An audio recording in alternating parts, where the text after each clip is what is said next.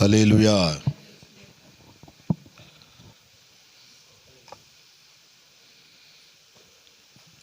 హల్లెలూయా. హల్లెలూయా. ప్రార్థన చేసుకుందాం. దేవుడు ఈ రోజున మనతో మాట్లాడలాగున్నా. మహోన్నతుడా, నీ నామానికి వందనాలు.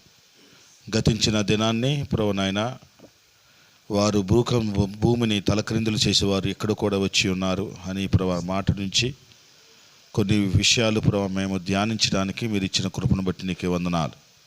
ఈ దినాన్ని కూడా ప్రభు నాయన మా జీవితాల్లో మీరు మాట్లాడబోయే విషయాన్ని సూటిగా మేము నేర్చుకోవడానికి సహాయం చేయండి.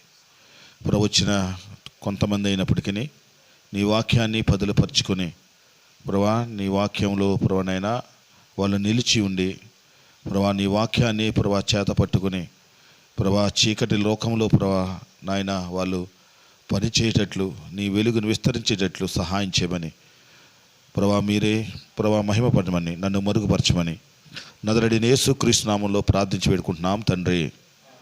ఆమేన్. హల్లెలూయా. యేసు ప్రభు తన శిష్యుణ్ణి ఎన్నుకునే విషయంలో చాలామంది అనుకుంటారు, ఈ రోజుల్లో యేసు ప్రభు లాంటి గురువు ఉంటే కనుక ఎన్ని లక్షల మంది శిష్యులు అవుతారు? ఎన్ని లక్షల మంది శిష్యులు అవుతారు? చెప్పలేనంత శిష్యులు అవుతారు. ఎందుకంటే ఆయన యొక్క ప్రభావం, ఆయన యొక్క శక్తి, ఆయన యొక్క ఏ విషయాల్లో అయినప్పటికీ సరితూగే వ్యక్తులు ఈ లోకంలో ఎవరు కూడా లేరు. ఆ రోజుల్లో యేసు ప్రభు ఎంతమందిని ఎన్నుకున్నాడంటే 12 మందిని శిష్యులు మాత్రమే ఎన్నుకున్నాడు. దాంట్లో ఒక వ్యక్తి వెనక్కి వెళ్ళిపోయాడు. ఆ 11 మీదే, ఆ వ్యక్తుల మీదే ఆయన యొక్క ఉద్దేశాన్ని, ఆయన యొక్క సంకల్పాన్ని వాళ్ళ మీదే పెట్టి 40 రోజులు వాళ్ళని బలపరిచి ఏం చేస్తారండి, ఈ లోకాన్ని ఆయన నుంచి ఆరోహణమయ్యి వెళ్ళిపోయాడు. సో ఈ 11 మంది యొక్క భారభరితమైన యొక్క సేవను నమ్మి ఇచ్చిన సేవను వాళ్ళు బూదిగంతముల వరకు వాళ్ళు ఏం చేశారు, తీసుకెళ్ళారు. హల్లెలూయా. సో ఎంతమంది ఉన్నామని కాదు, దేవుని యొక్క దర్శనాన్ని నువ్వు నీ భుజాల మీద వేసుకుని వెళ్ళగలవా? దేవుని యొక్క దర్శనాన్ని నీ భుజాల మీద వేసుకుని వెళ్ళగలవా? వెళ్తే కనుక ఒక్క మనిషి అయినా కానీ ఈ భూమిని తలక్రిందులు చేసే సామర్థ్యత దేవుడు ఇచ్చునుగాక. ఆమేన్. హల్లెలూయా. కాబట్టి ఆ దర్శనాన్ని పోగొట్టుకోకూడదు. దేవుడిచ్చిన దర్శనాన్ని మనం పోగొట్టుకోకూడదు. దర్శనం లేని వ్యక్తి గమ్యం లేని వ్యక్తి అని అంటారు. దర్శనం లేని వ్యక్తి గమ్యం లేని వ్యక్తి. దర్శనం లేకుండా ఉంటే కనుక నువ్వు ఏ గమ్యానికి వెళ్ళాలో నీకే తెలియదు. కాబట్టి గమ్యం లేని వ్యక్తికి దర్శనం లేని వ్యక్తి ఒకటే. కాబట్టి గమ్యము దర్శనము రెండూ కూడా తెలిసిన వ్యక్తిగా మనం జీవించుదుముగాక. ఆమేన్. హల్లెలూయా. అయితే ఎందుకు గమ్యం లేకుండా దర్శనం లేకుండా జీవిస్తున్నారంటే దానికి అర్థం ఏంటంటే వాళ్ళ యొక్క జీవన విధానంలో, జీవన ప్రయాణంలో వాళ్ళకి సరైన అవగాహన లేక వాళ్ళు ఆ విధంగా చేస్తున్నారు. సరైన అవగాహన లేక. ఒకవేళ కనుక బెంగళూరు నుంచి నువ్వు ఆంధ్ర వెళ్ళాలనుకుంటే కనుక నువ్వు ఏ బస్సు పెడితే ఆ బస్సు ఎక్కవో, ఏ ట్రైన్ పెడితే ఆ ట్రైను ఎక్కో. ఎందుకని? అవి గమ్యానికి నీకు తీసుకెళ్ళవు.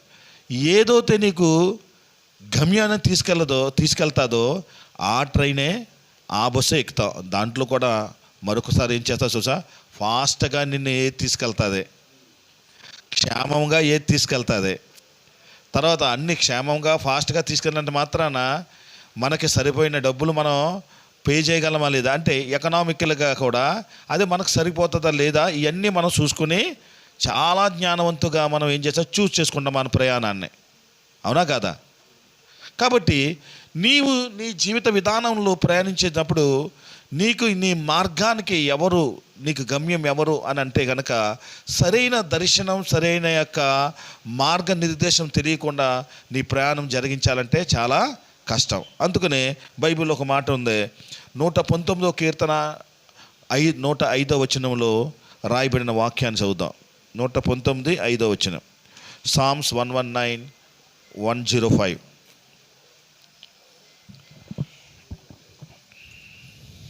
నీ వాక్యము నా పాదములకు 119 का 105. ఓకే, చదవండి బ్రదర్. నీ వాక్యము నా పాదములకు దీపమును నా త్రోవకు వెలుగై ఉన్నది. హల్లెలూయా, హల్లెలూయా. ఈ కీర్తనాకారుడు ఏమంటాడు? నీ వాక్యము నా పాదములకు దీపము. పాదాలు దేనికి సూచన? జీవన విధానంలో నడిచేదానికి సూచనగా ఉంది. పాదాలు దేనికి సూచన? నడతకు, ప్రయాణానికి, గమ్యం చేరడానికి, దానికి సూచనగా ఉంది. అయితే ఈ లోకజ్ఞానం బట్టి నువ్వు ఏది పడితే అది నీ పాదాలకి వెలుగుగా ఉంచుకుంటే కనుక నరకానికి వెళ్ళడానికి అవి సిద్ధపడతాయి. ఎందుకంటే ఈ లోకంలో ప్రతి మార్గము కూడా అది నరకానికి తీసుకువెళ్తుంది. కానీ దేవుని యొక్క వాక్యం ఒకటే నిన్ను సరైన గమ్యస్థానానికి నిన్ను తీసుకెళ్తుంది. సో కాబట్టి పాదాలకి ఏది కావాలంటే వాక్యం కావాలి. ఏం కావాలి? వాక్యం కావాలి. తర్వాత ఏమంటాడానంటే నా మార్గమునకు వెలుగే ఉన్నది. ఆ మార్గంలోనికి నడిపించడానికి పరిశుద్ధాత్మ దేవుడు వెలుగై ఉన్నప్పుడు మాత్రమే ఆ మార్గంలోనికి వెలుగై ఉంటావు. హల్లెలూయా. యోహాను సువార్త 15-16 చదివితే కనుక పరిశుద్ధాత్మ యొక్క కార్యాలు మనుషుని యొక్క జీవితాల్లో ఏ విధంగా ప్రభావితం చేస్తాయి అనే విషయాన్ని మనం తెలుసుకున్నప్పుడు కొన్ని మాటలు రాయబడి ఉంటుంది. ఏంటంటే ఆ పరిశుద్ధాత్మ మేము సర్వసత్యములోనికి నడిపించును అని ఉంటుంది. ఎలా నడిపిస్తుంది? సర్వసత్యములోనికి నడిపిస్తుంది. ఒకవేళ వాక్యము పరిశుద్ధాత్మ దేవుడు ఇద్దరు కూడా మనుషుల జీవితాలలో ప్రభావితమైన కార్యాన్ని జరిగించలేకపోతే కనుక క్రైస్తవునిగా ఈ లోకంలో జీవించడం, బ్రతకడం, లేకపోతే నీ గమ్యానికి చేరడం అనేది చాలా కష్టం. చాలామంది ఏమవుతారంటే పరిశుద్ధాత్మ దేవుడు ఉంటే మనకు సరిపోతుంది, ఆయన మనల్ని నడిపిస్తాడు అని అంటారు. కానీ అది సగం సత్యం మాత్రమే. పరిశుద్ధాత్మ దేవుడు సామర్థ్య కలిగిన దేవుడు, కానీ తనంతటగా తాను ఏమీ బోధించడం. నా బైబిల్లో రాయబడింది ఏంటంటే పరిశుద్ధాత్మ దేవుడు ఆయన సర్వము సంపూర్ణమైన దేవుడు, సత్యము గల దేవుడు, సామర్థ్యత గల దేవుడు, కానీ తనంతటగా తాను ఏమీ బోధించడు. ఎందుకంటే యేసు ప్రభు స్వయంగా తన శిష్యులతో మాట్లాడిన విషయం ఏంటంటే ఆయన నా వాటిని తీసుకుని మీకు బోధించును అని ఉంటుంది. హల్లెలూయా. చదువుతారా మాటనే? యోహాను రాసిన సువార్త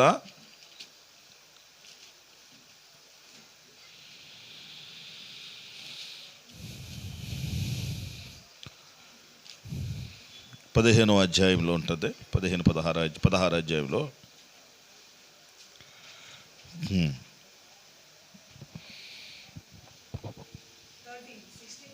16:13. అయితే ఆయన అనగా సత్యస్వరూపి అయిన ఆత్మ వచ్చినప్పుడు మిమ్మును సర్వసత్యములోనికి నడిపించును. కీర్తనాకారుడు ఏమన్నాడు? నా పాదములకు దీపమై ఉన్నావు ప్రభువా, నీ వాక్యం నా పాదములకు దీపమైంది, నా మార్గమునకు వెలుగై ఉంది. అని సంబోధించిన వాక్యం ఏ విధంగా అర్థం చేసుకోవాలంటే, వాక్యము పరిశుద్ధాత్మ రెండూ కూడా నీ జీవితంలో నా జీవితంలో సంపూర్ణంగా పనిచేయనంత వరకు ఏ వ్యక్తి కూడా పరిపూర్ణమైన క్రైస్తవత్వంలో కానీ లేదా పరిపూర్ణమైన క్రైస్తవునిగా జీవించలేడు, లేకపోతే తన దర్శనంతో ముందుకు వెళ్ళడానికి సాధ్యపడదు. హల్లెలూయా. కాబట్టి ఏమంటాడంటే కింద చదివాను, ఆయన అంటే పరిశుద్ధాత్మ దేవుడు తనంతటగా తానే ఏమీ బోధింపక. ఉందా లేదా అంటే పరిశుద్ధాత్మ దేవుడు సర్వసత్యములోనికి నిన్ను నడిపిస్తాడో, కానీ తనంతటగా తాను బోధించడో. ఎవరు బోధిస్తాడంటే యేసు ప్రభు చెప్పిన ఆ వాక్యం అనే దానిని నీ జీవితంలో ప్రభావితమైన శక్తివంతంగా పనిచేసి ఆయన నిన్ను సర్వసత్యంలోనికి నడిపిస్తాడు. అంటే ఎన్లైట్మెంట్ అంటే నీ హృదయంలో వెలుగు కావాలి, నీ జీవితంలో వెలుగు కావాలి. వెలుగువంతమైన జీవితం, జయవంతమైన జీవితం జీవించాలనుకుంటే కనుక రెండు విషయాల మీద ఆధారపడుతుంది: వాక్యము, పరిశుద్ధాత్మ దేవుడు. తర్వాత ఏమంటాడంటే బోధింపక వేటిని వినినో వాటిని బోధించి సంభవింపబోవు సంగతులను మీకు తెలియజేయను. హల్లెలూయా. సంఘాలలో పరిశుద్ధాత్మ యొక్క సామర్థ్యత, లేకపోతే సంఘములో వ్యక్తిగత జీవితంలో పరిశుద్ధాత్మ యొక్క anointment, the power of the anointment, దేవుని యొక్క సామర్థ్యత కలిగిన పరిశుద్ధాత్మ అభిషేకంతో నింపబడి ఏ వ్యక్తి అయినా ఏ సంఘమైనా లేకపోతే కనుక వాళ్ళు సర్వసత్యంలోనికి నడిపింపబడలేరు. వారు సర్వసత్యంలోనికి నడిపించలేరు. కాబట్టి మనకు మధ్య ఉన్న విజన్ 2030 ఒక విజన్ చూస్తే కనుక 1000 మెంబర్స్ రావాలనుకుంటే కనుక నేను అంటాను 2030 దాకా కాదు, కానీ 2028లోనే మనం దాన్ని రీచ్ అవ్వచ్చు. హల్లెలూయా. ఎందుకో తెలుసా? ప్రభావితమైన వాక్యము నీలో పనిచేస్తున్నప్పుడు ఆ వాక్యానికి దేవుని యొక్క పరిశుద్ధాత్మ దేవుని నీలో సంచరించినట్లుగా, నీలో ప్రభావితంగా పనిచేసేటట్లుగా వాక్యముతో కూడిన నడిపింపు నీలో ఉంటే కనుక ఖచ్చితంగా మనం 2028లోనే ఆ యొక్క గమ్యానికి మనం చేరుకోవచ్చు. హల్లెలూయా. కాబట్టి నీ జీవితంలో వర్డ్ ఆఫ్ గాడ్, దేవుని యొక్క వాక్యం ఎంత ప్రాముఖ్యమైనదో అంతే ప్రాముఖ్యము పరిశుద్ధాత్మ దేవుడు కూడా నీలో అంత ప్రాముఖ్యం కలిగి ఉండాలి. హల్లెలూయా. ఎందుకంటే రాబోతు దినాల్లో ఏ విధమైన ఆటంకాలు వస్తాయో, ఏ విధమైన శ్రమలు వస్తాయో, ఏ విధమైన విషయాల గుండా అంటే పరిస్థితుల గుండా మనం ప్రయాణించాలో మనకు తెలియనప్పుడు రాబో సంగతులను పరిశుద్ధాత్మ దేవుడు ముందుగా మనకి తెలియజేసి ఆ ఆటంకాలని, ఆ ఎంట్రన్సెస్ అన్నిటిని, ఆ పెర్సిక్యూషన్స్ అన్నిటిని తట్టుకుని దేవుని యొక్క గమ్యానికి చేరేటట్లు ఆయన మనకి చేస్తారు. అందుకని ఏమన్నాడు తెలుసా? యేసుప్రభు వెళ్తున్నప్పుడు మిమ్మల్ని అనాథగా వదిలిపెట్టి వెళ్తా లేదు, మీరు అనాథలు కాదు, నేను ఉంటే మీకు చాలా ధైర్యంగా ఉంటుంది అనుకుంటున్నారేమో, నేనుండుట మంచిది కాదు అని అన్నాడు ఆయన. ఎవరు? యేసుప్రభు అన్నాడు, నేనుండుట మంచిది కాదు, నేను వెళ్ళిపోవాలి, వెళ్ళిపోయిన తర్వాత మీకు ఆదరణకర్తను మీ వద్దకు నేను పంపిస్తాను, ఆదరణకర్త మిమ్మల్ని ఆదరిస్తూ ఉంటాడు. హల్లెలూయా. చెప్పలు గట్టిగా హల్లెలూయా, హల్లెలూయా. కాబట్టి ఆదరణకర్తకు నీ జీవితాన్ని సంపూర్ణంగా ఆయన చేతిలోనికి నువ్వు సమర్పించుకున్న దినాన్న ఆయన నువ్వు వాక్యములో ఎదుగుతున్నప్పుడు ఆ వాక్యము ద్వారా నువ్వు ఏమవుతావంటే సర్వసత్యములోనికి నువ్వు నడిపింపబడతావు. హల్లెలూయా. చూడండి 16వ అధ్యాయం 7వ వచనంలో రాయబడిన మాటను చదువుతాం మనం. 16:7. అయితే నేను మీతో సత్యము చెప్పుచున్నాను, నేను మీకు సత్యమే చెప్పుచున్నాను, నేను వెళ్ళిపోవటం వలన మీకు ప్రయోజనకరము, నేను వెళ్ళని ఎడల ఆదరణకర్త మీ యొద్దకు రాడు. హల్లెలూయా. హల్లెలూయా. సంఘం యొక్క చరిత్రను మనం చూసుకుంటే కనుక, లేకపోతే పూర్వ దినాల్లో దేవుడు ప్రవక్తల ద్వారా ఇవ్వబడిన ప్రవచన వాక్యం యొక్క సారాంశాన్ని మనం చూసుకుంటే కనుక ఆయన చాలా సిస్టమేటిక్గా అంటే క్రమబద్ధంగా తాను ఈ లోకంలో జరగబోయే ప్రతి కార్యాన్ని pin pointly is designed well designed in the ministry. Hallelujah. దేవుడు తన యొక్క సేవా కార్యక్రమాలలో పరిశుద్ధాత్మ దేవుడు లేకపోతే ఆయన సంకల్పాన్ని ప్రతి పిన్ పాయింట్గా ఆయన డిజైన్ చేసినట్టుగా మనం చూడగలుగుతాం. హల్లెలూయా. చూడండి, పెంతెకోస్తు దినాన్న మాత్రమే పరిశుద్ధాత్మ దేవుడు రావడానికి కారణం ఏంటంటే అది ముందుగానే ఆయన మనకే చేశాడు. 40 దినాల పస్కా దినాన్ని అయిపోయిన తర్వాత 40 దినాలు అయిపోయిన తర్వాత పెంతెకోస్తు దినాన్ని వచ్చినప్పటికీ దేవుడు తన పరిశుద్ధాత్మ దేవుని దిగి వచ్చాడు. దానికి ముందుగానే ప్రవక్తల చేత ఏం చేశాడు? ప్రవచనం చెప్పించాడు. యోవేలులో జరిగిన ఆ యొక్క ప్రకటన గ్రంథం ప్రవచనం యొక్క వాగ్దానము సంపూర్ణంగా నెరవేరడానికి ముందుగానే ఆయన ప్లాన్ చేశాడు. హల్లెలూయా. కాబట్టి ఒక సంఘము లేక ఒక వ్యక్తి తన జీవితంలో తాను చేరపోతున్న గమ్యానికి ఒక దర్శనం కావాలి అని అడగాలి దేవుని దగ్గర. గాడ్ ఏం చేయలేదు, ప్రభువా నాకు దర్శనం ఇవ్వు ప్రభువా. నేను ఒక దర్శనం కలిగి జీవించే వ్యక్తిగా ఉండాలి. ఒక ప్రయాణం చేస్తున్నప్పుడు ఒక గమ్యానికి చేరే విధంగా నేను ప్రయాణించాలి అని అన్నప్పుడు మనకు దర్శనం ఇచ్చాడు దేవుని యొక్క దాసుని. అవర్ చర్చ్ విజన్ రాస్తుందా లేదు అక్కడ? అవర్ చర్చ్ విజన్ అంటే చర్చ్ విజనే నీ విజన్, నీ విజనే చర్చ్ విజన్. ఇద్దరిని వేరు చేసి చూడగలమా? సంఘంలో సంఘ సభ్యుని వేరు చేసి సంఘం చూడగలమా? చూడలేం. సంఘము సంఘ సభ్యులు ఇద్దరూ కలిపి సంఘముగా ఏర్పడినప్పుడు మనకి ఇవ్వబడిన దర్శనం ఏంటంటే 2030 వాటికి 10,000 మంది, అదంటే 1000 మెంబర్స్, 10,000 అన్నారు సూత్రం. హల్లెలూయా. అది కూడా అయిపోతుంది. 1000 మెంబర్స్నే మనం చర్చి కావాలి. కారణం ఇప్పుడు దాకా మనం గురు చూచి పరిగెత్తలేదు. గురు చూచి పరిగెత్తితే కనుక కనీసం మన విన్నర్ కాకపోయినా రన్నర్ అయినా మిగిలిపోదుమేమో. విన్నర్ కాకపోయినా కానీ రన్నర్కైనా పడిపోదు. మనకు బహుమతి దొరకపోయినా కానీ కన్సోలేషన్ ప్రైజ్ అయినా దొరుకుతున్నామో. కన్సోలేషన్ అంటే తెలుసా? ఓదార్పు కలగడానికి ఇచ్చే బహుమతి. అంటే ఈ రెండిట్లో కూడా మనం దూరంగా ఉన్నాం. So bad. చాలా చాలా. ఎందుకంటే దర్శనముతో పరిగెత్తినప్పుడు ఒకవేళ దర్శనములో పరిగెత్తే సమయంలో మనకి కొన్ని ఆటంకాలు ఉండొచ్చు. ఒక్కోసారి ఆటంకాల్లో మనం ఏం చేస్తామంటే పడిపోయి లేస్తూ ఉండొచ్చు. కాకపోతే 2030 దాకా మనం ఆగవలసిన పని లేదు. ఒకవేళ ఆ దర్శనం లేకపోతే అదే దర్శనం లేకపోతే 2030 కాకపోతే 2032లో మనం రీచ్ అవ్వచ్చు. కానీ అంతకు ముందు దినాలు మరి ఏం చేసాం? మనం సంఘంలో కూడుకోలేదా? సంఘంలో ఆరాధించలేదా? సంఘంగా మన వాక్యం వినలేదా? సంఘంగా పాటలు పాడలేదా? సంఘంగా ప్రభు భోజనం తీసుకోలేదా? సంఘంగా మనం సహవాసంలో ఉండలేదా? ఉన్నాం. కానీ మనకి ఒక దర్శనంతో మనం పరిగెత్తలేదు కాబట్టి మన యొక్క విజన్ని మనం అందుకోలేకపోయాం. కానీ దేవుడు రివైవ్ ద అగైన్ హిస్ ఏంటి దర్శనం. హల్లెలూయా. హల్లెలూయా. ఆయన మళ్ళీ రివైవల్ చేయాలనుకున్నప్పుడు మళ్ళీ తిరిగి ఆ యొక్క దర్శనాన్ని మనకు ఇచ్చినప్పుడు దానికి అర్థం ఏంటంటే అది చాలా ఇంపార్టెంట్, చాలా ప్రాముఖ్యమైనది. దేవుడు ఒక్క మాట చెప్తే ఇంపార్టెంట్, కానీ 2 మార్లు దాన్ని తీసుకొస్తే కనుక అది చాలా ప్రాముఖ్యమైనది. ఒకవేళ మనం ముందు చేరలేకపోయామేమో, కానీ దినాలు మనకున్నాయి. హల్లెలూయా. సమయం మనకుంది. హల్లెలూయా. దేవుడు ఆయుష్ ఇచ్చాడు. హల్లెలూయా. దేవుడు సహాయం మనకి ఒక సంఘంగా ఏర్పరిచాడు. హల్లెలూయా. పరిగెత్తి ఆ యొక్క దర్శనాన్ని మనం పోగొట్టు. కాబట్టి పరిగెత్తే ముందు 2 విషయాలు గుర్తుపెట్టాలి. ఏంటంటే వాక్యము, పరిశుద్ధాత్మ దేవుడు. ఈ 2 సంపూర్ణంగా నీ జీవితంలో పనిచేయాలి. హల్లెలూయా.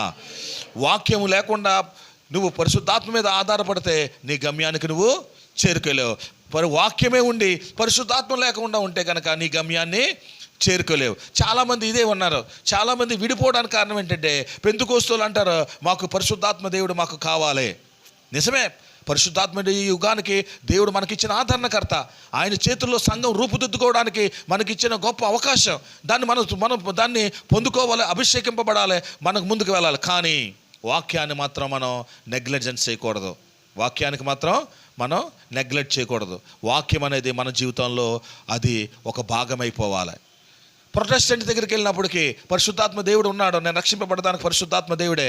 కానీ అభిషేకం ఉందా, లేక అదంటే వరాలు ఉన్నాయా, లేకపోతే అదంటే భాషలు ఉన్నాయా, లేకపోతే అద్భుతాలు జరుగుతున్నాయా, మేము నమ్మం. వాక్యమే మాకు ఇంపార్టెంట్ అంటారు. So imbalance. అది imbalance.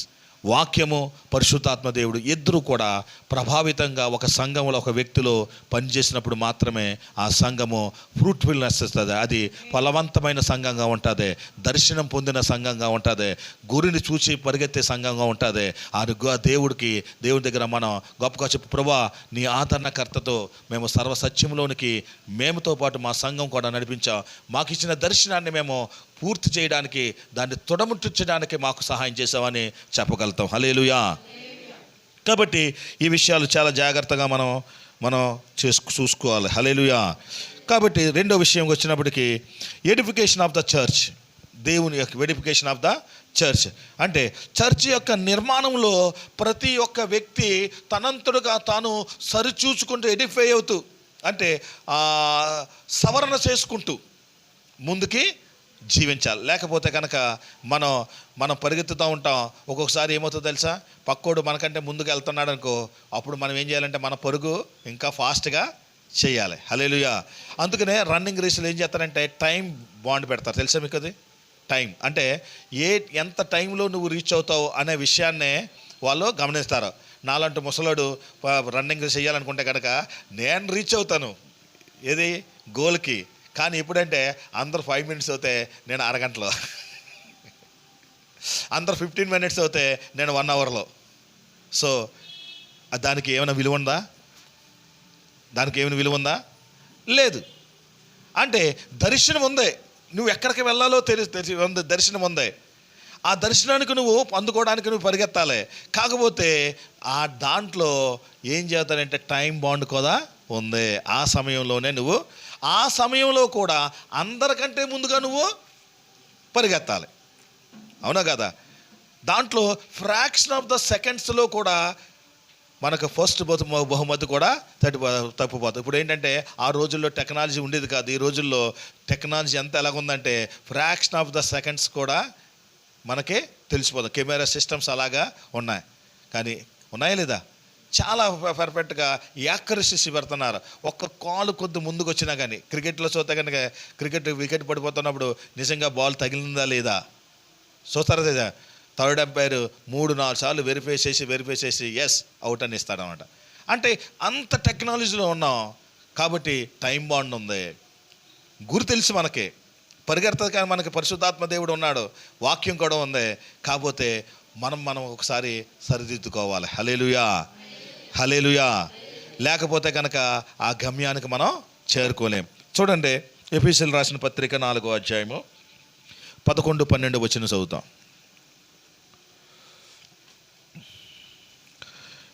Ephesians 4th chapter 11 and 12.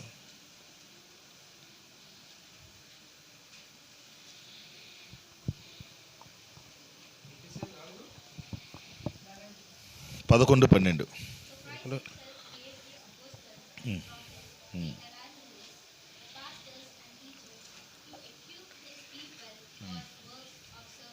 హల్లెలూయా, హల్లెలూయా. ఏంటంటే 11-12 నేను చదువుతాను, తెలుగులో చూడండి.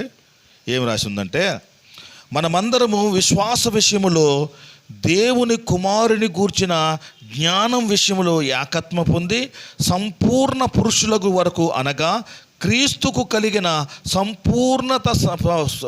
సంపూర్ణతకు సమమైన సంపూర్ణత కలిగిన వారి వరకు ఆయన ఇలాగు నియమించెను. హల్లెలూయా.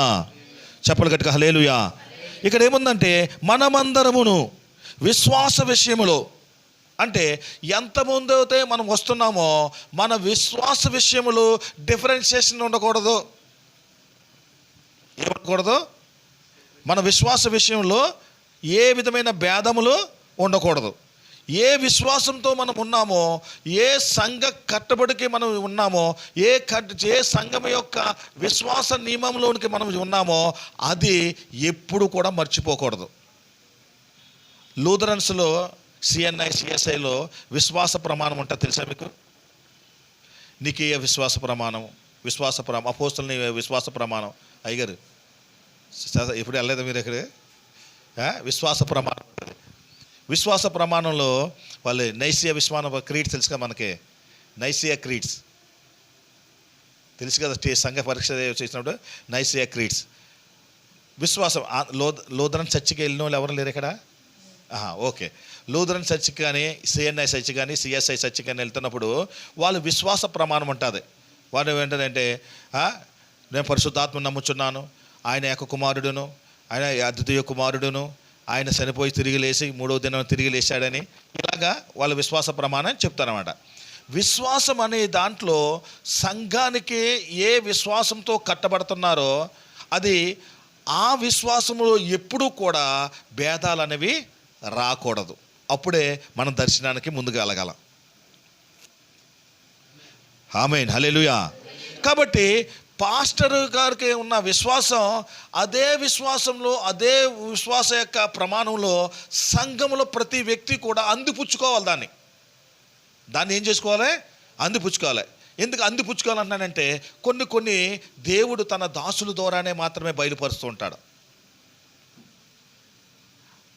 ఆ దాసుని యొక్క దర్శనాన్ని నువ్వు అందిపుచ్చుకోవాలి. నువ్వు అందిపుచ్చుకోకుండా ఆయనకు వచ్చిన దర్శనంలో నేనేం చేయను, ఆయనకున్న భారంలో నేనేం చేయను అనుకుంటే కనుక దర్శనంలో ముందుకు వెళ్ళలేవు నువ్వు. అర్థమైందా? అందుకు నీకు ఏమంటానంటే, విశ్వాస విషయంలోను, దేవుని కుమారుని గూర్చిన జ్ఞానం విషయంలోను, ఇది చాలా ఇంపార్టెంట్. దేవుని కుమారుని గూర్చిన జ్ఞానం విషయంలోను క్రిస్టియాలజీ దీంట్లో వస్తుంది అనమాట. క్రీస్తు యొక్క జ్ఞానం విషయంలో చాలామంది ఈ యొక్క క్రీస్తు యొక్క జ్ఞానం విషయంలో చాలా తప్పుడు బోధలు ఉన్నాయి. మీ ధన్యత ఏంటో తెలుసా? సర్వసంపూర్ణ బైబిల్ యొక్క జ్ఞానం కలిగిన ఒక సేవకుడు మీకు పాస్టర్ అయి ఉండడం వల్ల మీకు చాలా ధన్యత. హల్లెలూయా. అది మీరు చీప్గా చూడొచ్చేమో. కొన్ని విషయాలు అయితే కనుక కొంతమందికి అసలు పరిశుద్ధాత్మ దేవుడు ఏంటో తెలియదు, వాళ్ళకి అసలు త్రిత్వం గురించే వాళ్ళకి తెలియదు. ఇంకో విషయం చెప్పనా, క్రీస్తు గురించి కూడా వాళ్ళకి తెలియదు. ఎందుకు తెలియదంటే, ఆంధ్రాలో ఒక పెద్ద యూనివర్సిటీ ఉందని చెప్పుకుంటున్నారు, వాళ్ళకి ఇప్పుడు వరకు క్రీస్తు యొక్క సంపూర్ణ జ్ఞానం విషయంలో వాళ్ళకి ఇప్పుడు కూడా తెలియదు.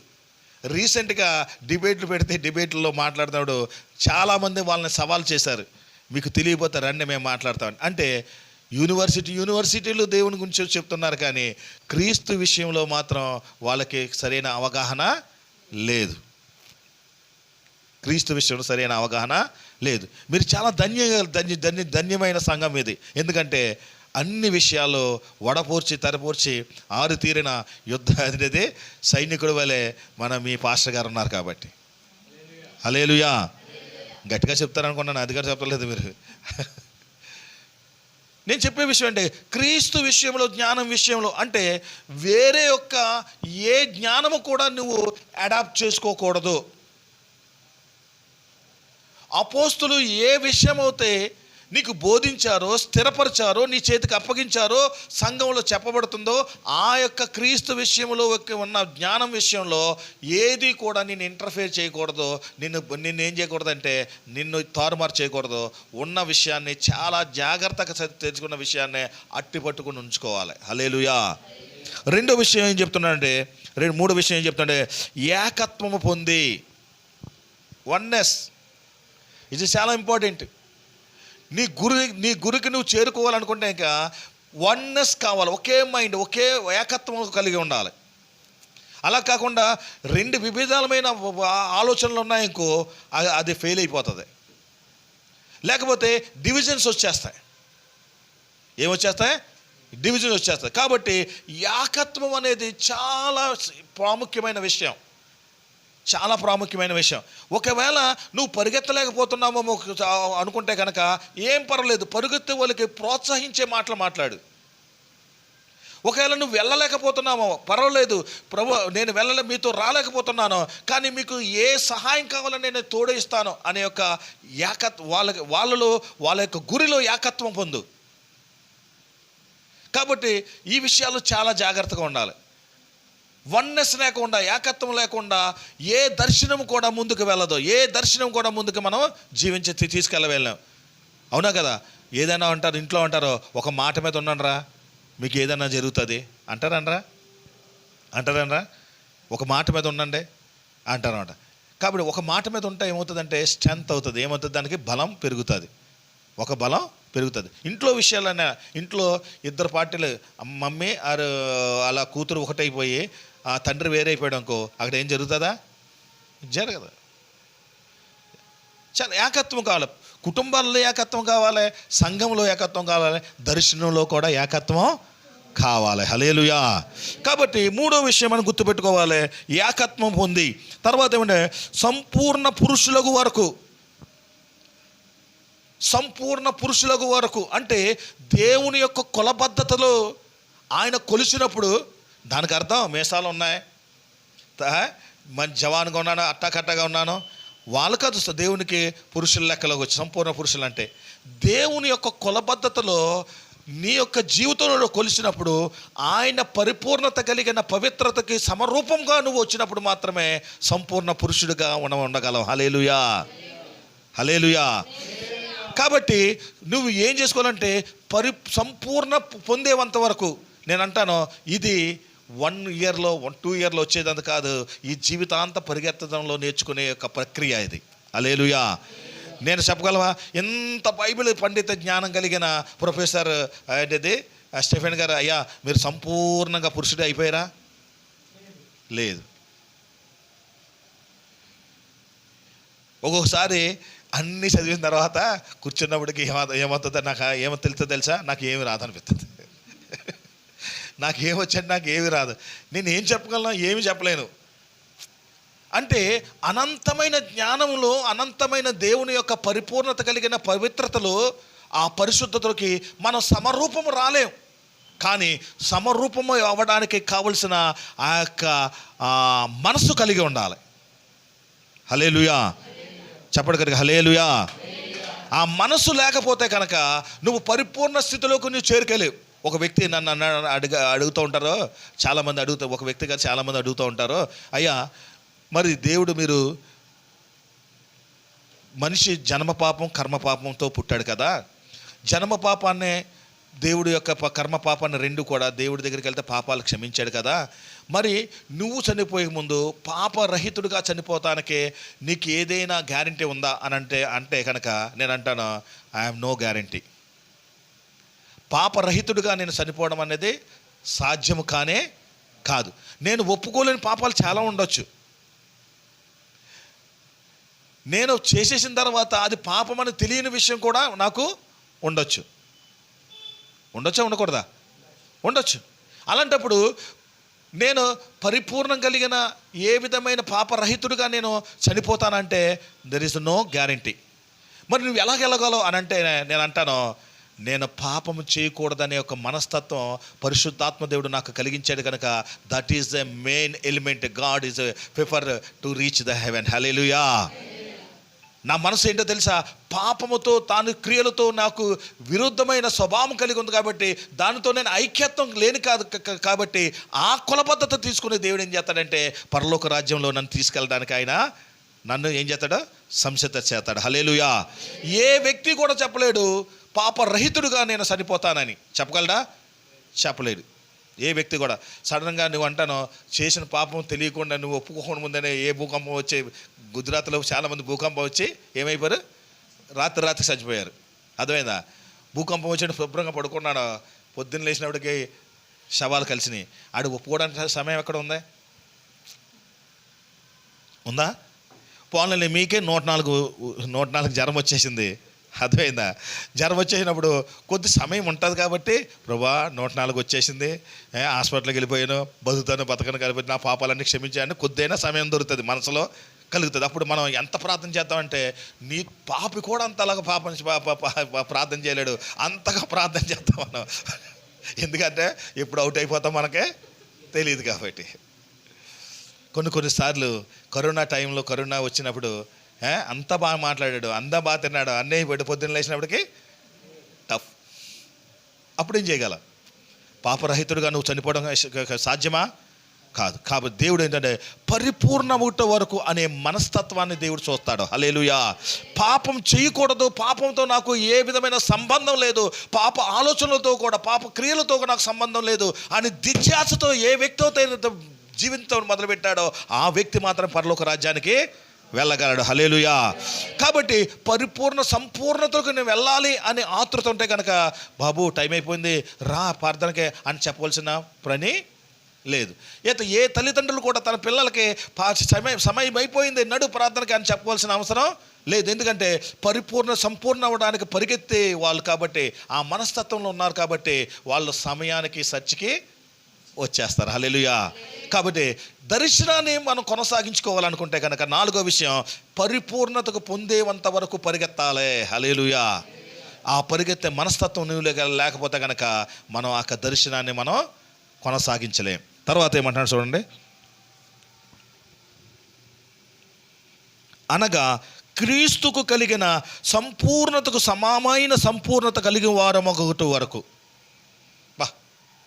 చివరి స్టాండర్డ్ ఏంటంటే, ఆ యొక్క పాస్టర్నే, ఈ యొక్క పాస్టర్నే, అక్కడున్న పాస్టర్నే, ఇక్కడున్న పాస్టర్నే నీ జీవితంలో ఎప్పుడు రోల్ మోడల్గా తీసుకోవద్దు. ఏ మోడల్గా? రోల్ మోడల్గా. లేకపోతే మేమదేనికి అంత మహాజ్ఞానుడు మహాభక్తి కలిగాడు అంటే లాస్ట్కి ఒకటి ఉంటే సామెత ఉంటుంది, వెతక అదే చూడు చొట్టలు అంటారు కదా, వేమన పద్య అదండి. మన నెత్తిలో వెతికి గుండె చాలా నున్నగా ఉంటుంది, కానీ వెతికి చూస్తే అక్కడక్కడ ఏముంటుంది, సొట్టలు అంటే గుంటలు ఉంటాయి. ఎంతగా చూడడానికి ఎంత గుండెది నైస్గా ఉన్నప్పటికీ అదేదా చూస్తే ఏమవుతుంది, గుండె గీసిన తర్వాత ఏమవుతుంది, మనకు సొట్టలు కనపడతాయి. అర్థమైందా? నేను చెప్పేది ఏంటంటే, పైకి ఎంత బాగా కనపడిన ఏ పాస్టర్ అయినప్పటికీ సొట్టలు మాత్రం ఉంటాయి. సో అతను ఎప్పుడు కూడా రోల్ మోడల్ కానీ ఎప్పుడు తీసుకోకూడదు. చాలామంది రోల్ మోడల్గా తీసుకుని పాపిష్టమైన నరకానికి పాత్రులుగా వాళ్ళ భ్రష్టత్వాలకు పడిపోయిన వాళ్ళు కూడా ఉన్నారు. లేరా? ఉన్నారు. సో మనుషుని వెంబడించడం వల్ల, మనుషుని యొక్క క్రియలు, మనుషుని యొక్క ఖ్యాతిని బట్టి, పనిని బట్టి వెంబడించడం వల్ల ఏదో ఒక రోజున గొప్ప తగిలి నువ్వు కింద పడతాం ఖాయం. హల్లెలూయా. కాబట్టి నీకు స్టాండర్డ్ ఎవరంటే క్రీస్తు మాత్రమే. హల్లెలూయా. అందుకని పౌలు గారు ఇక్కడ ఏమంటున్నాడు, క్రీస్తుకు కలిగిన సంపూర్ణతకు సమమైన సంపూర్ణత కలుగు వరకు. క్రీస్తుకు కలిగిన సంపూర్ణత. ఒక విషయం చెప్పి నేను ముగిస్తాను. హెబ్రీయులకు రాసిన పత్రిక 5వ అధ్యాయము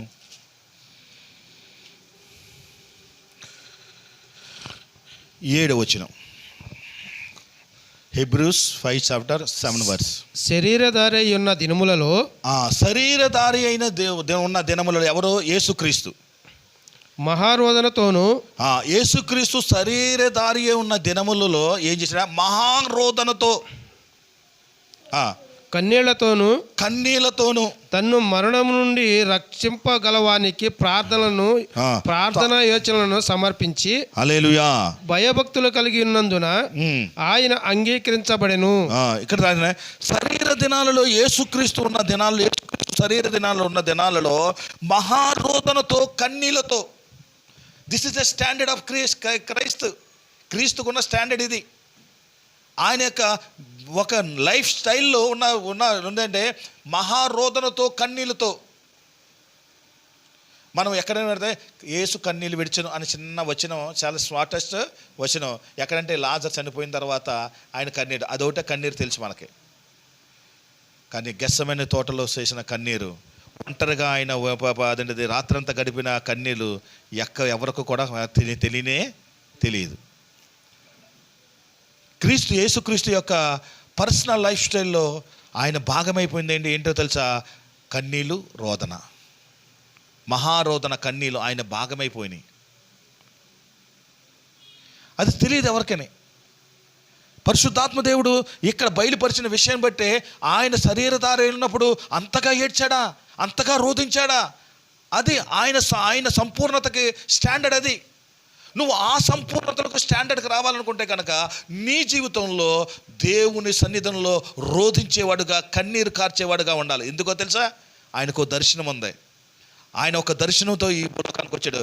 సర్వలో సమస్త పాపులందరినీ, వాళ్ళ పాపాలన్నింటినీ క్షమించి పరలోక రాజ్యానికి వారసత్వం చేయడానికి దర్శనముతో పంపబడిన క్రీస్తు. హల్లెలూయా. హల్లెలూయా. కాబట్టి ఆ దర్శనం కోసం ఆయన పంపించిన ఆ యొక్క గోల్ నిమిత్తం ఆయన తన శరీరధారి ఉన్న దినాలలో మహారోదనతో కన్నీళ్లతో. ఒక క్రైస్తవుడుగా ఇలాంటి అనుభవంలోకి ఎప్పుడైనా వెళ్ళావా నువ్వు?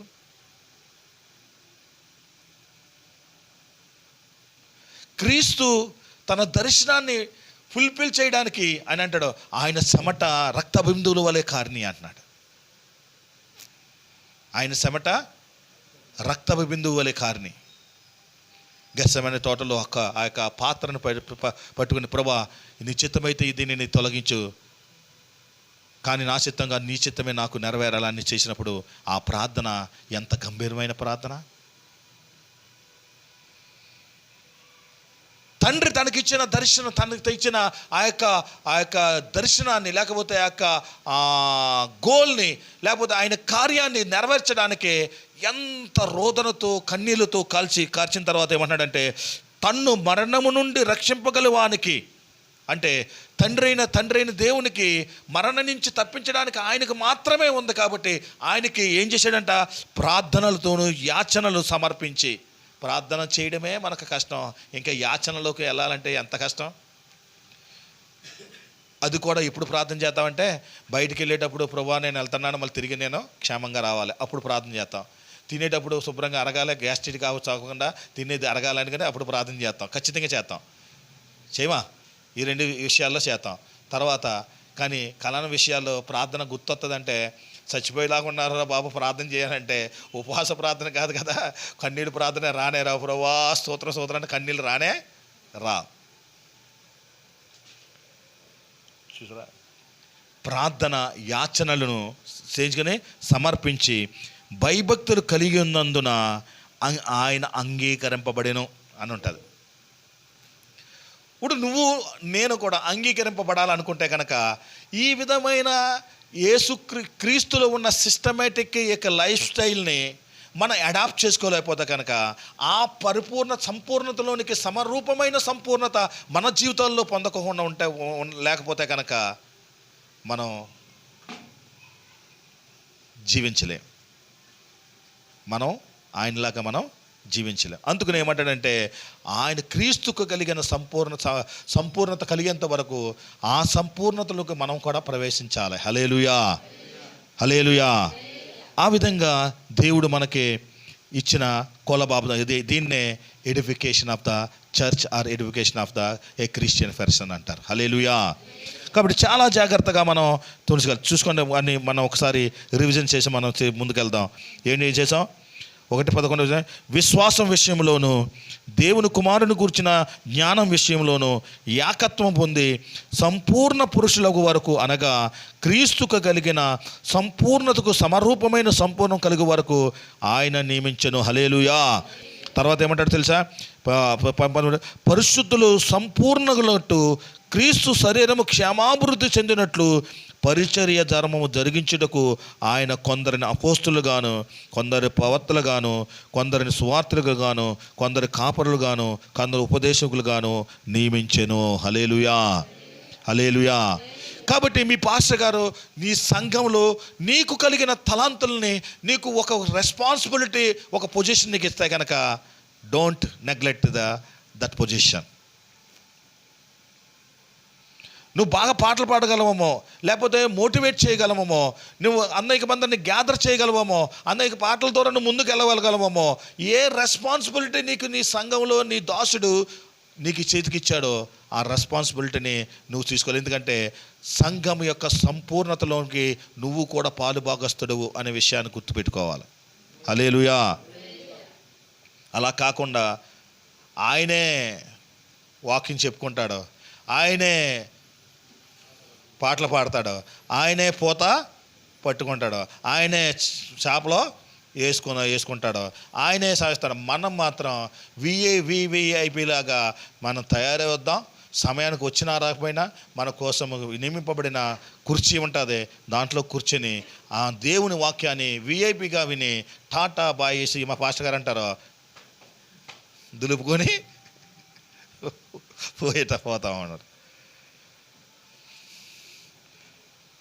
ఎందుకంటే బాండెడ్ సర్వెంట్ అనమాట. A past is a bonded servant. ఎవరికైనా బానిసత్వానికి విముక్త ధర్మాలు ఉన్నాయి, కానీ చచ్చి పాస్టర్కి మాత్రం విముక్త ధర్మాలు ఏమీ లేవు. బయట పనిచేసేవాడికి ఆడికి కొన్ని వర్కర్కి కొన్ని రూల్స్ ఉంటాయి. ఒరే 8 గంటలే పని చేయరా, ఉంటాయి ఉండవా? 8 గంటల పని చేయి, తర్వాత 8 గంటల తర్వాత నువ్వు వెళ్ళిపోవచ్చు అన్నాడు. కానీ పాస్టర్కే ఆ 8 గంటలు కూడా 8 గంటలు కూడా లేదు. అందుకనే బాండెడ్ సర్వెంట్. ఆ బాండ్ని బ్రేక్ చేయడానికి ఎవరికీ శక్తి లేదు. అలాంటి బాండ్ అది. ఎందుకంటే నువ్వు నీరసంగా ఉన్నా ప్రార్థన చేయాలి, అర్థమైందా? నీ ఇంట్లో శుభకార్యం చేసినా నీ దగ్గరికి వచ్చి ప్రార్థన చేయాలి, అర్థమైందా? నువ్వు వాక్యం వినడానికి రాత్రంతా చదివి రాత్రంతా దేవుని వాక్యాన్ని కనిపెట్టుకొని నీకు ఏ ఉపదేశం ఇవ్వాలో ఆ ఉపదేశం కోసం సిద్ధపడాలి. అవునా కదా? కాబట్టి ఇంతగా నీ కోసం 24/7 నీ ఆయన మనసు ధ్యాస అంతా కూడా నీ వ్యక్తిగత జీవితం మీద, నీ ఆత్మీయ జీవితం మీద, నీ కుటుంబ జీవితం మీద, నీ కుటుంబంలో ఉన్న ఆ యొక్క ప్రోగ్రెస్ మీద ఆధారపడి ఉంటుంది. ఏ పాస్టర్ దగ్గరికి వచ్చి బాగా చదవద్దు అంటాడా? బాగా చదవయ్యా, పిల్లల్ని బాగా చదివించు అని అంటాడా? వాళ్ళ యొక్క వెల్ఫేర్ కోసం ఎక్కువగా చింతించేవారు ఎవరంటే ఈ లోకంలో పాస్టర్ మాత్రమే. అన్నీ చేసినా కానీ మనం మాత్రం మనకిచ్చిన రెస్పాన్సిబిలిటీలో మాత్రం సరిగా ఏం చేద్దాం? ఈ దర్శనానికి వెళ్ళాలనుకుంటే కనుక నువ్వు కూడా దాంట్లో పాలుభాగస్తుడు. సంఘం యొక్క సంపూర్ణత పొందడానికి దేవుడు విభింపబడిన ఆ యొక్క పరిచర్య ధర్మాన్ని నువ్వు కూడా చేయాలి. హల్లెలూయా. అలా చేయనంత వరకు నీ దర్శనం నువ్వు కొనసాగించలేవు, ఆ దర్శనానికి నువ్వు చేరుకోలేవు. 2 మాటలు చదువుకున్నావు. 1 ఎన్లైట్మెంట్ అండ్ 2 ఎడిఫికేషన్. ఒక సంఘం వాక్యంతో పాటు క్రీస్తు యొక్క సామర్థ్యం కలిగి జీవించే సంఘంగా ఉండాలి. అదే సంఘం క్రీస్తు యొక్క సంపూర్ణతలు రావడానికి ఆ దేవుడు చెప్పిన ఆ విధానంలో మనం నడిచినప్పుడు మాత్రమే మన సంపూర్ణతకి రాగలం. ప్రార్థన చేసుకుందాం, కళ్ళు మూసుకుందాం, దేవునికి ప్రార్థన చేద్దాం. మహోన్నతుడా, నీ నామానికి వందనాలు. మొదటి నాన్న ప్రభువైనా భూమిని తలక్రిందులు చేసేవారు ప్రభు ఇక్కడ కూడా వచ్చి ఉన్నారని ప్రభా గొప్ప మాటలు ప్రభువైనా అపోస్తల కార్యం నుంచి మాకు చెప్పావు తండ్రి. ఏ విషయాలైతే ప్రభా మాకు బోధించారో ఆ విషయాల్లో ప్రభువైనా వాళ్ళు చేత పట్టుకుని ఆ దర్శనాన్ని పోగొట్టుకోకుండా ఎంత హింసైనను, ఎంత శ్రమ అయినను, ఎంత బాధ అయినను, ప్రభా ఆకలైనను, దప్పుకైనను, ప్రభువైనా రాజుల భయం చేతనైనను, ప్రభువైనా ఏదైనప్పటికీ నీ ప్రభా ఎక్కడున్నారో అక్కడ విట్నెసెస్గా వాళ్ళు సాక్ష్యములుగా వాళ్ళు జీవించారు తండ్రి. కారణం వాళ్ళ యొక్క దర్శనం ఉంది ప్రభా. వాళ్ళు ఒక దర్శనంతో పంపబడ్డారు తండ్రి. సర్వలోకానికి వెళ్ళి శిష్యులుగా తయారు చేయడి తండ్రి యొక్క కుమారుని యొక్క పరిశుద్ధాత్మ యొక్క నామంలో వాళ్ళకి బాప్తిస్మం ఇవ్వడని చెప్పిన మాట ప్రభువైనా వాళ్ళ చేత పట్టుకుని ప్రభువైనా వాగ్దానం చేయబడిన ఆ యొక్క పరిశుద్ధాత్మ దేవుణ్ణి ప్రభువైనా వాళ్ళు పొందుకునేంత వరకు ప్రభువైనా వేచి ఉండి యూదయాలను, సమరయలను, భూతగంతముల వరకు సాక్షులుగా ఉండడానికి వాళ్ళు చేసిన ప్రయాణంలో ప్రభువైనా అనేకమైన వ్యక్తుల్ని మీరు దర్శించారు. అనేకమైన సంఘాలని ప్రభువైనా మీరు కట్టారు. అనేకమంగా ప్రభువైనా సువార్తను వెదజల్లారు. ఆ సువార్త పరిఫలమే ఈ రోజున మేము కూడా ఇండియాలో, భారతదేశంలో ప్రభువైనా నీ నామాన్ని స్మరించడానికి కారణం తండ్రి. మా నుంచి ఈ దర్శనం ప్రభువైనా నశించిపోతున్న వారికి ప్రభువైనా మేము తీసుకువెళ్ళాలంటే నాయనా మాకు ఉన్న నైనా వనరులని రిసోర్సెస్ని మేము ఉపయోగించుకోవడానికి సహాయం చేయమని కూర్చున్నాను. నీ వాక్యాన్ని, నీ పరిశుద్ధాత్మ దేవుణ్ణి సమరూపంగా నైనా బ్యాలెన్స్ చేసుకుంటూ నైనా ఆ దర్శనంలోనికి ముందుకు వెళ్ళడానికి సహాయం చేయమని కూర్చున్నాను. నైనా మా జీవితాల్లో ఎడిపోయడానికి నైనా మీరు చూపించిన ప్రతి ఒక్క కథాన్ని విశ్వాసంలో ఏకత్వం పొందుకోవడంలో, పరిపూర్ణత పొందుకోవడంలో, సంపూర్ణ అవడానికి, క్రీస్తు కలిగిన సర్వ సంపూర్ణతలోనికి మేము సమరూపంలోకి మారబడడానికి సహాయం చేయమని కూర్చున్నాను అప్పుడు మా ముందుబడిన లక్ష్యం నాయనా మేము చేరుకోగలం. భలే మంచి దాసుడా అని ఏ అని పలకగలిగే ఒక ధన్యత కలిగిన ఒక సంఘంగా, ఒక వ్యక్తిగా నిలబడాలంటే మీరు ఇచ్చిన ప్రభానైనా ఆ దర్శనాన్ని కొనసాగించడానికి సహాయం చేయనుకొచ్చున్నాను. విన్న కొద్దివారైన ప్రభా ఆ మాటలు వారి హృదయాల్లో రేకెత్తించమని కూర్చున్నాను ప్రభా. ప్రభావితంగా పనిచేటట్లు కృప చూపించమని కూర్చున్నాను తండ్రి. ప్రభా 11 మందే ప్రభా నీ దర్శనాన్ని తీసుకెళ్లారు ప్రభా. నాయన 120 మంది అయ్యారు. 120 నుంచి 3000 అయ్యారు ప్రభా. లెక్కకు మించిన ప్రభా విశ్వరాణి విశ్వాసులకు రావడానికి క్రైస్తవ మారడానికి కారణం ఆ 11 మంది వాళ్ళ భుజాల మీద ఇచ్చిన భారాన్ని బట్టి ప్రభా, దర్శనాన్ని బట్టే ప్రభా. వచ్చిన వారు కొంతమైనప్పటికీ వాళ్ళకి ప్రభా భారం కలిగించి ఆ దర్శనాన్ని మోసుకుని ప్రభా ఏకత్వం పొంది సర్వసంపూర్ణతలోనికి ప్రభానైనా సమరూపంలోనికి మారబడి నీ యొక్క దర్శనాన్ని కొనసాగించే కృపను అనుగ్రహించమని నజరేయుడని యేసుక్రీస్తు నామములో ప్రార్థించి వేడుకుంటున్నాం తండ్రి. ఆమేన్, ఆమేన్, ఆమేన్.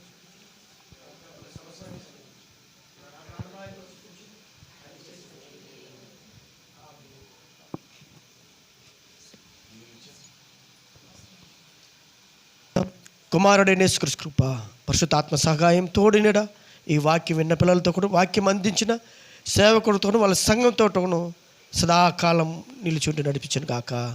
ఆమేన్, ఆమేన్. హల్లెలూయా, హల్లెలూయా. రేపటికి మనం తలారితో ఆరాధనకు త్వరగా వచ్చి మనం కలుసుకుంటాం. దేవుడు మిమ్మల్ని దీవించును గాక. ఆమేన్.